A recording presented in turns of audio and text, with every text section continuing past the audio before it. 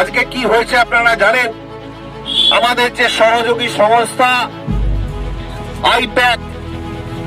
আইপ্যাকের যে সর্বোচ্চ কর্তা, উনার নাম হচ্ছে প্রতীক জৈন।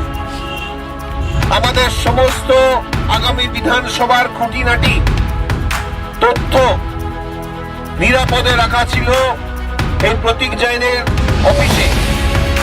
আপনারা জানলে অবাক হয়ে যাবেন, আজকে প্রতীক জৈনের অফিসে এনফোর্সমেন্ট ডিরেক্টরেট রেড করেছে এবং রেড করে আমাদের সমস্ত সিক্রেট কাগজপত্র অফিস থেকে উঠিয়ে নিয়ে চলেছে এবং আমাদের সম্ভাব্য প্রার্থী তালিকা 2026-এর সেগুলো বের করে নিয়ে চলে গেছে।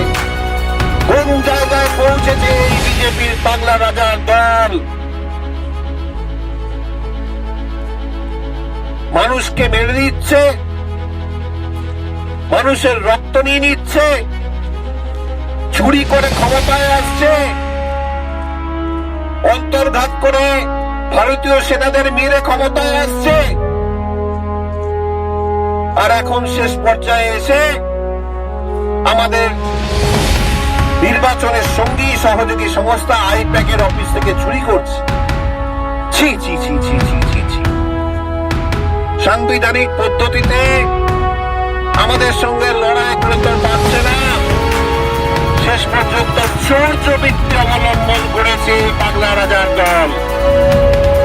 আর আরেক পাগলা আমাদের এখানেও আছে, পশ্চিমবাংলা আরেক পাগলা আছে, তার কাছে সমস্ত তথ্য তুলে দেওয়া হবে, আর সেই তথ্যর ভিত্তিতে আমাদেরকে উপকার করবার কারসাজি।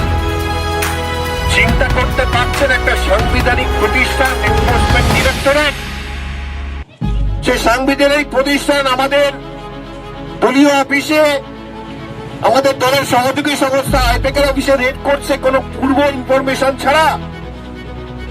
যে কোনো জায়গায় রেড করতে হলে তার সাবস্টেন্সিয়ালিটি দরকার লাগে, তার রিলায়েবিলিটি দরকার হয়, তার ক্রেডিবিলিটি দরকার হয়।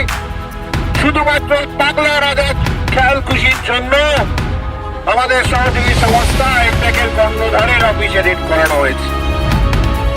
ছি বিজেপি, ছি ছি। মানুষের সঙ্গে এই দল কোনোদিন ছিল না। এই দল মানবিক দল না, এই দল মানুষের পাশে থাকার দল না, এই দল মানুষের স্বার্থে উন্নয়নের লক্ষ্যে পৌঁছাবার দল না, এই দল সর্বগ্রাসী দল। এই দলের বিরুদ্ধে যারা মাথা তুলছে তাদেরকে কেস দিয়ে দেওয়া হচ্ছে, এই দলের বিরুদ্ধে যারা সোচ্চার হচ্ছে তাদের বিরুদ্ধে তিনটেই লাগিয়ে দেওয়া হচ্ছে, ইলেকশন কমিশনার, এনফোর্সমেন্ট ডিরেক্টরেট এবং আরেকটাই।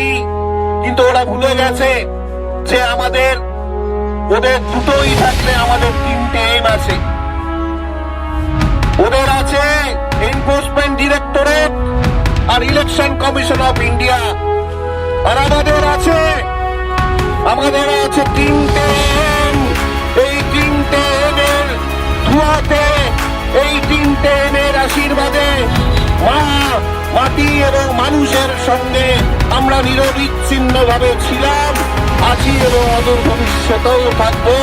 এবং আমরা দৃঢ় সংকল্পবদ্ধ এই মাটি মানুষের আশীর্বাদে আমরা আবার এত কুচক্রান্ত করবার পরে 2026 সালে চতুর্থবারের জন্য 250-এর বেশি আসন সংখ্যা নিয়ে আমরা সরকার গঠন করব।